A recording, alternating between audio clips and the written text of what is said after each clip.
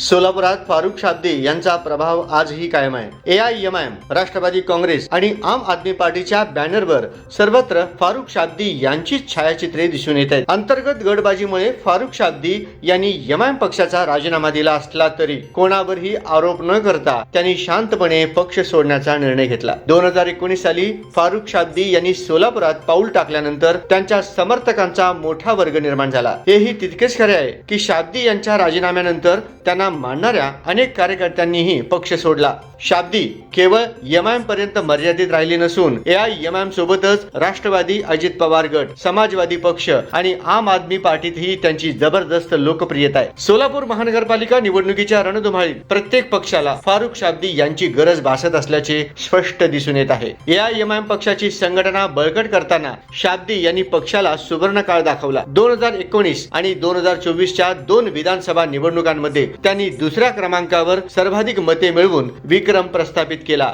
2019 मध्ये भाजपाची प्रचंड लाट असतानाही शाब्दी यांच्या समोर भाजपचा उमेदवार उभा राहण्याच्या स्थितीतही नव्हता। सोलापूर आणि मुंबई या दोन्ही जिल्ह्यांची जबाबदारी शाब्दी यांनी अत्यंत प्रामाणिकपणे पार पाडली। मात्र महानगरपालिका निवडणुकीच्या तोंडावर एक वेगळीच राजकीय चित्रस्थिती समोर आली। सोलापूर आणि मुंबई महानगरपालिका निवडणुकांमध्ये AIMIM पक्षाला नुकसान होऊ नये व पक्षाला मोठा धक्का बसू नये याच उद्देशाने फारुख शाब्दी यांनी 27 डिसेंबर 2025 रोजी सोलापुरात राजीनामा दिला। AIMIM चे राष्ट्रीय अध्यक्ष असुद्दीन ओवेसी यांच्या सभेत केवळ फारुख शाब्दी या नावाचीच गुंज ऐकू येत होती। सभेदरम्यान AIMIM चे माजी नगरसेवक गाझी जहागीरदार भावुक झाले आणि आपले अश्रू आवरू शकले नाही। पाहत रहा लोकप्रहार न्यूज।